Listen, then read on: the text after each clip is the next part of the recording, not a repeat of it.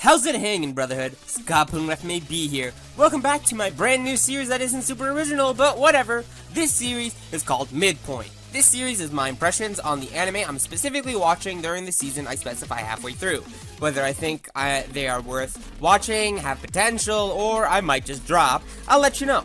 Most anime that started in the summer lineup have hit their midpoints, but I know there are a few that have more than 12 episodes, but I'm still counting this as the midpoint as most of what I'm watching have hit their midpoints. I won't be going into detail, like insane detail like I do with my normal anime reviews, but I will be giving my opinion, so if you think differently, good for you. Everyone else has different opinions, so let's get straight into it.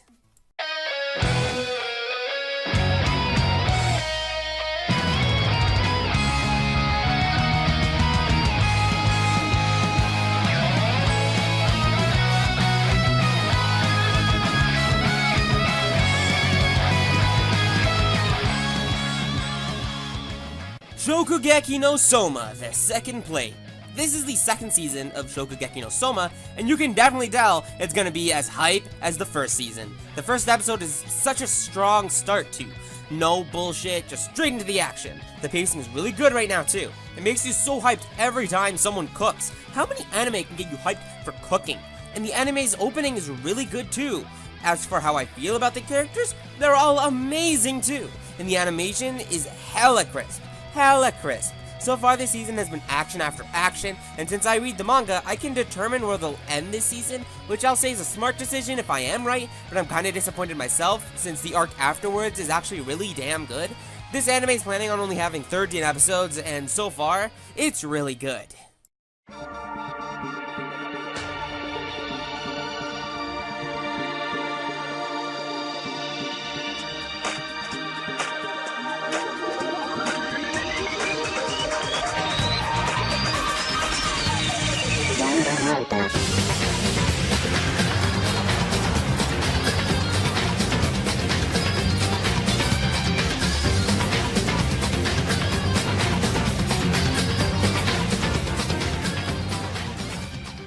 Danganronpa 3, Future Arc. With the third Danganronpa game being a separate story to the previous games, they decided to tell the finale of the story from the original games in anime form. And goddamn, it's great, but also disappointing. The show looks really good, just like the first Danganronpa anime, and I'm really happy about that. What I'm not happy about are some of these characters. How am I supposed to like a character who isn't likable in any shape or form and doesn't have any relatable features? But I digress, that isn't what I'm mostly mad at. I'm mad at how this show is predictable for me.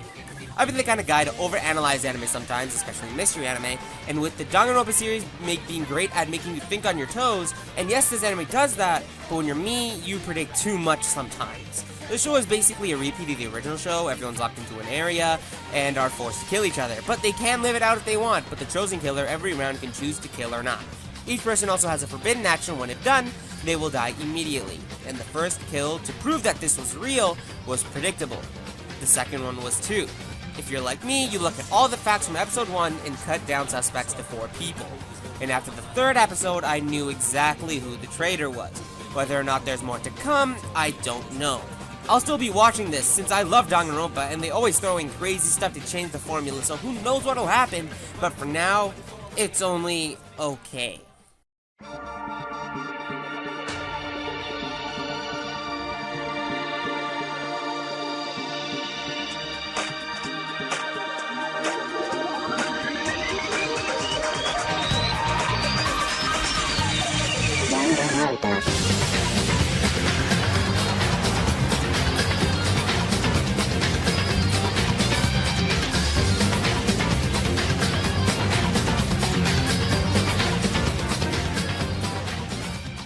Warning! Spoilers for Danganronpa 2 incoming!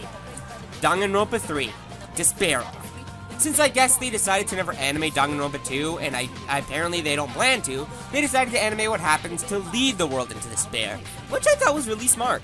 This part of the show is all about Danganronpa 2's cast, how Host Peak Academy fell, and how everyone fell into despair. The first 2-3 episodes are pretty lighthearted and nice, which gets you into it, but then they hit the part of the show where the Twilight Syndrome murder case happens from Danganronpa 2, and holy shit, everything hits the fan from there! It shows Hajime deciding to become the ultimate hope, the death of Fuyuhiko's sister, Sacho's identity, the real trigger to why Sacho was killed, teacher for the Danganronpa 2's cast class, and they show a bunch of stuff that helps understand the characters in Danganronpa 3's future arc more, which is always helpful. What's disappointing? Well, nothing much, but there are two things that bother me. Number one, the teacher character has far too much importance. She came out of nowhere and bothers me just too much. Her existence, her role, everything. Her being there bothers me, but whatever. Number two bothers me more. Number two, Chiaki is treated as if she was there. From what we know, Chiaki was an AI made for the Neo World program. So why is it that they're treating her like she's a part of the class, a part of the story, as a person? And from what we've seen, she's already had a large impact on characters like Hajime. Apparently she's the reason why he decided to become the ultimate hope. My assumption is that this is all being told by Chiaki's point of view while she's being deleted or something from Danganronpa 2, and the truth is much more cruel. But for now, all we can do is speculate. I'm enjoying it a lot, and with this arc and the future arc coming out every week, we get 2 episodes of this show every week, so it's pretty amazing. Note Funimation is doing a broadcast dub of this and the future arc, and since I haven't seen any of it, I can't comment on that.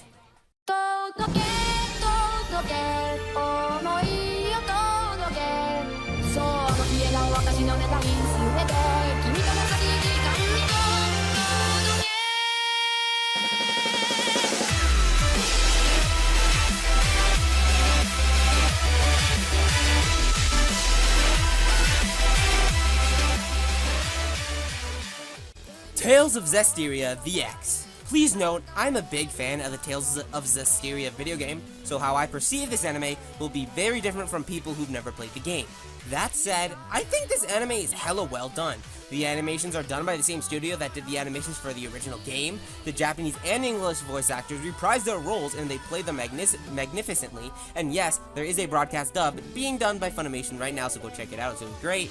At first, I was worried at how they would pace the anime since there's a lot of content in the game, and since episode 1 was technically episode 0 as a background story to how Alicia ended up where she was for the game, which I must say was hella smart, I was still worried until I saw how they were cutting content.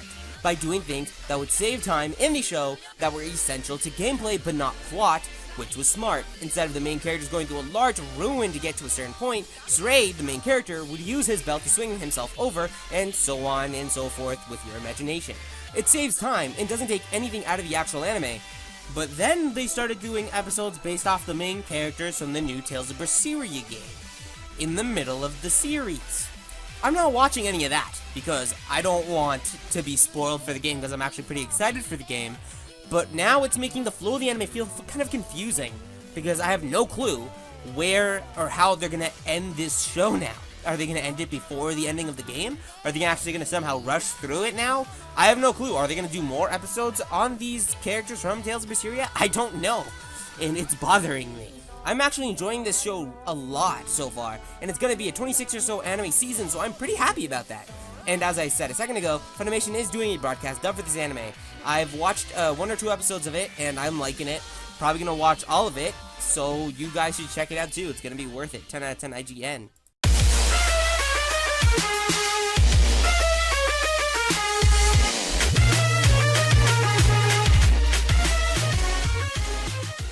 This art club has a problem. You know, I had some expectations for this anime, since I read the manga, but honestly, I'm pretty disappointed. This anime does not work well as an anime. It's bland, and has a lot of mundane and generic gags where you could watch another romance comedy anime and it'd have most of the same gags, but it'll be just done better in other anime. I think this works way better as a manga, as something you just read randomly.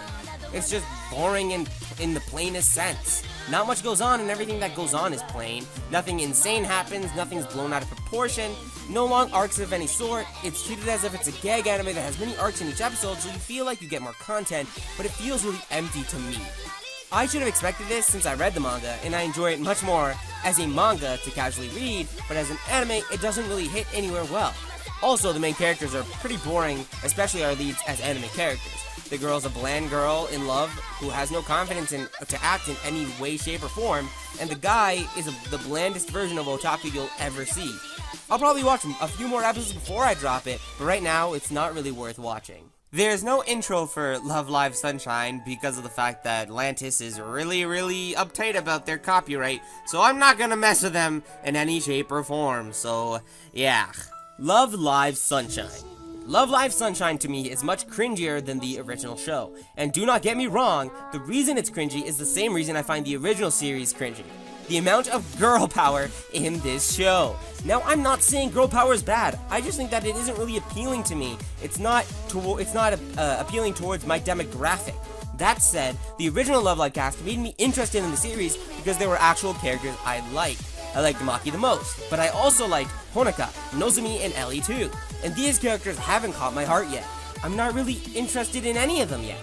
The original Love Live series got me into it real quick because the characters were likable. But so far, none of these characters appeal to me since I'm not easily invested in the series just because of a waifu. Now, some people may say it's unfair to compare the two, which I say, you're retarded, it's been cookie cutter.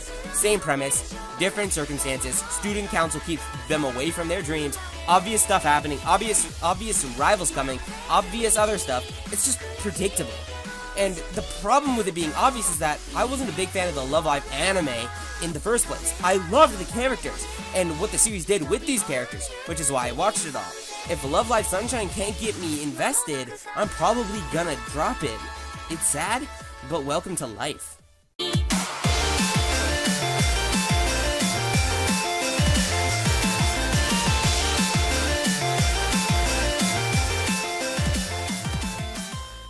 Handa-kun. Handa-kun is about a guy who thinks he's hated by everyone, but is actually super popular, and you'd think this would be an interesting plot point for an anime, which it is, but I feel like it works better in a manga form than it does in anime form, and yes, I did read the manga. It's just not extra enough to me. But I get why it isn't, since Handa-kun is a spin-off / prequel to Barakamon, and if you watch Barakamon, this show makes you laugh a lot more. I like it, and I'll continue to watch it, but I've got to say, it's definitely not for everyone. Go watch Barakamon, and then come and watch this. It's more like one of those anime you watch while you eat and just half pay attention. And those are my feelings on the anime of summer 2016 that I'm watching. Thank you guys for watching this video. If you have any anime suggestions or how you feel about what I think or what you think, comment down below. I'd love to talk to you guys about these anime or other anime. Drop a like if you like this video, subscribe if you want to see more videos like this. Scott Pilgrim may be out. See you guys next time.